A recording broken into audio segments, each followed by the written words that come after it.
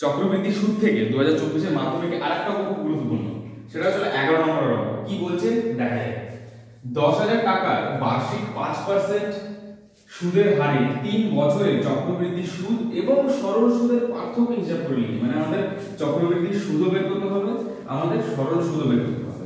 তো এরকম ধরনের অঙ্ক দুটো ভাগে ভাগ করা হবে, ঠিক আছে? তো দুটো ভাগে ভাগ করার আগে আমরা যে জিনিসটা হিসাব করব সেটা হচ্ছে কি কি আমাদের ডেটা দিয়ে দিয়েছে, তথ্য আমাদের কি দিয়ে দিয়েছে। আসল, ঠিক আছে, আসল পি সমান সমান কত বলেছে আমাদের 10,000। এটা দুটোর ক্ষেত্রেই সেম, সরল সুদ হোক বা চক্রবৃদ্ধি সুদ হোক। এবারে কি বলেছে আমাদের সুদের হার, ঠিক আছে, সুদের হার আর যেটা দিয়ে প্রকাশ করি আমরা সেটা হচ্ছে কত বলেছে 5%। আর কি বলেছে সময়, যেটাকে আমরা n দিয়ে প্রকাশ করি। আচ্ছা, আমরা সরল সুদের ক্ষেত্রে t দিয়ে প্রকাশ করি আর চক্রবৃদ্ধি সুদের ক্ষেত্রে n দিয়ে প্রকাশ করি, ব্যাপারটা সেই একই, কোনো অসুবিধা নেই। তো n কত বলেছে 3 বছর 10,000 টাকা, ঠিক আছে? তো এটা আমাদের সরল সুদের ক্ষেত্রে, সরল সুদ। আর এটা আমাদের চক্রবৃদ্ধি সুদ হবে, ঠিক আছে, চক্রবৃদ্ধি সুদ হবে। তো সরল সুদের ক্ষেত্রে আমরা জানি যে সুদের ডাইরেক্ট ফর্মুলা আছে i সুদ, সেটা হচ্ছে কত p r ইনটু এখানে কি লিখবো আমরা, সময়টাকে n ধরেছি ডিভাইড বাই 100। যাই হোক, তো i p r n divide by 100। তো p এর ভ্যালু কত, p এর ভ্যালু হচ্ছে 10,000 ইনটু r কত 5 ইনটু সময় কত 3 ডিভাইড বাই 100।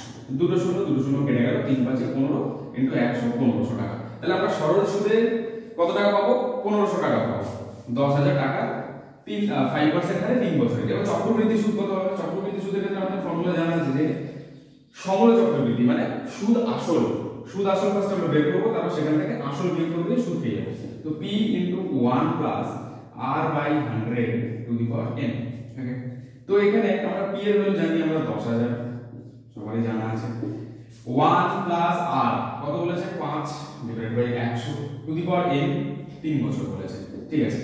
তো এক্ষেত্রে 5 দিয়ে 100 ভাগ কাটাকুটি করে দিলে 20 হবে, 1 এর 20 আর এখানে রইল আমাদের 10,000 ইনটু এখানে যদি আমরা কাটাকুটি করি মানে লসাগু নিই, নিচে হবে 20 উপরে 20 যোগ 1 কত 21।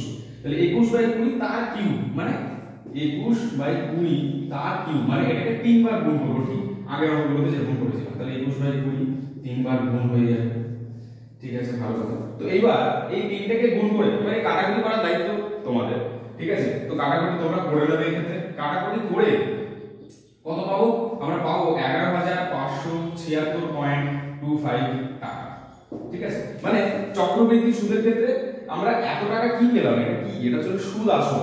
এবার এইখান থেকে আমাদের আসল বিয়োগ করতে হবে। তাহলে অতএব চক্রবৃদ্ধি সুদ সমান সমান কত 11,576.25 মাইনাস কত করব আমরা, আসলটা করে দেবো, এটা তো সুদ আসল, সেখান থেকে আসলটা বিয়োগ করে দেবো, আসল 10,000, ঠিক আছে? তো 10,000 এটা যদি আমরা বিয়োগ করি তাহলে এখান থেকে আমরা পাবো কত 1,576.25 টাকা। এবার একটুখানি উপরে মুছে আমরা করছি নাকি, এখানে জায়গাটা হয়তো হয়ে যাবে। তো দেখি এখানে করে নিই। আমাদের কি জিজ্ঞাসা করতে বলেছে, আমাদের চেয়েছে চক্রবৃদ্ধি সুদ এবং সরল সুদের পার্থক্য। চক্রবৃদ্ধি সুদ সবসময় জন্য বেশি আসবে, সরল সুদ কম আসবে, অতএব আমরা লিখবো নির্ণেয় পার্থক্য, ঠিক আছে? আমরা এখানে লিখবো নির্ণেয় পার্থক্য সমান সমান চক্রবৃদ্ধি সুদ 1576 মাইনাস 25 বিয়োগ সরল সুদ কত 1500। কত হবে এটা, 1576 থেকে 1500 বিয়োগ করলে কত হয় 76.25 হবে। তাহলে 76.25 টাকাই হচ্ছে আমাদের অ্যানসার। এটাই হচ্ছে পার্থক্য। খুবই সোজা অঙ্ক, অঙ্কটা খুবই সোজা। এবং এই অঙ্কটা নিয়ে যদি কারোর কোনো রকমের প্রশ্ন থেকে থাকে তাহলে এখনই কমেন্ট সেকশনে জানাও।